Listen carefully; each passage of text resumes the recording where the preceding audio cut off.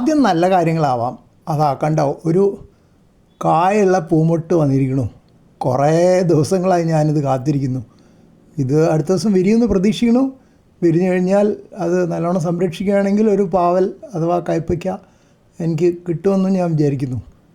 പക്ഷെ സാധാരണഗതിയിൽ ഇത്തരം ദിവസം കൊണ്ട് ഒരു 5-10 കായുള്ള മുട്ടകളെങ്കിലും കാണേണ്ടതായിരുന്നു. അത് പോട്ടെ. ഇനി ഇൻവേസീവ് സ്പീഷീസ് എന്താണെന്നറിയണ്ടേ?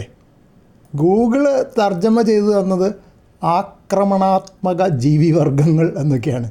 അത് തലക്കെട്ടിലിടണ്ടെന്ന് വിചാരിച്ചിട്ടാണ് ഞാൻ മലയാളം മാറ്റി ഇംഗ്ലീഷിൽ ഇൻവേസീവ് സ്പീഷീസ് എന്ന് പറഞ്ഞത്.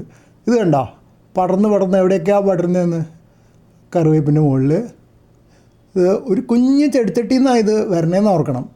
ഇത്രയും പടർന്നുണ്ടാകുന്നത് മുഴുവൻ ഈ ഒരു കുഞ്ഞ് ചെടിച്ചട്ടിയിൽ നിന്നാണ്. കണ്ടില്ലേ, പാവലിൻ്റെ തണ്ടൊക്കെ നല്ല ഒരു വിരലിൻ്റെ വണ്ണമുള്ള തണ്ടായിട്ടുണ്ട്. അതാ പടരുന്നു. ഇത് ആപ്പിൾ ചെടിയാണ്. ഞാൻ വളരെ ആറ്റുനോറ്റുണ്ടാക്കുന്നൊരു ആപ്പിൾ ചെടിയാണ്. അതിന് മുകളിലൊക്കെ പടർന്നുണ്ട്. പിന്നെ കായ്ച്ചെങ്കിലോ എന്ന് വിചാരിച്ചിട്ട് ഞാൻ മുറിച്ച് കളഞ്ഞിട്ടില്ല. അതുകൊണ്ടോ മുരിങ്ങയുടെ മുകളിൽ, മുരിങ്ങയുടെ ചെറിയ മുരിങ്ങയാണ്, അതിൻ്റെ മുകളിൽ മുഴുവൻ പടർന്നുണ്ട്. എന്നിട്ട് അരിശം തീരാഞ്ഞെന്ന് പറഞ്ഞ മാതിരി ഇനിയും കാണാം. മുരിങ്ങയുടെ മുകളിൽ നിന്ന് പടരാൻ പോകുന്നത് ഇതാ, മുരിങ്ങ മുഴുവൻ പടർന്ന് കംപ്ലീറ്റ് ആക്കിയിട്ടുണ്ട്. അതാ കയറുന്നു. അടുത്തത് എൻ്റെ വെണ്ടയുടെ വേർട്ടിക്കൽ ഗാർഡൻ, എൻ്റെ വേർട്ടിക്കൽ ഗാർഡനാണ് ഈ കാണുന്നത്.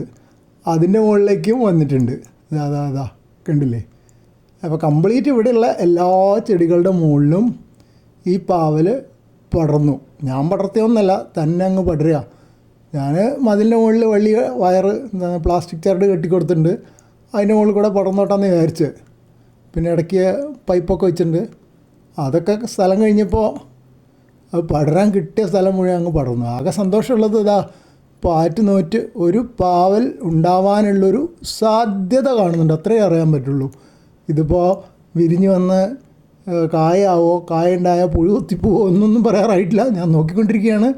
അഥവാ കായ ഉണ്ടാവുകയാണെങ്കിൽ വേഗം കവറിട്ട് കൊടുക്കണം. കവർ കൊടുത്തിട്ടില്ലെങ്കിൽ എന്തായാലും പുഴു കുത്തിപ്പോവും, ഉറപ്പാണ്.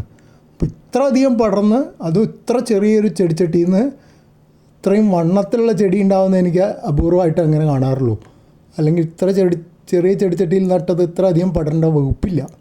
അതുകൊണ്ടാണ് ഞാനൊരു ഇൻവേസീവ് സ്പീഷീസ് എന്ന് പറഞ്ഞാൽ കളകളെയാണ് നമ്മൾ ഇൻവേസീവ് സ്പീഷീസ് എന്ന് പറയുന്നത്. ബാക്കി എല്ലാ ചെടികളെയും മേലെ അത് ആക്രമിച്ച് ഇല്ലാണ്ടാക്കും എന്നുള്ളതാണ് സാധാരണ ഇൻവേസീവ് സ്പീഷീസ്. അതുപോലെയാണ് ഇപ്പോൾ ഇവിടെ കാണുന്നത്.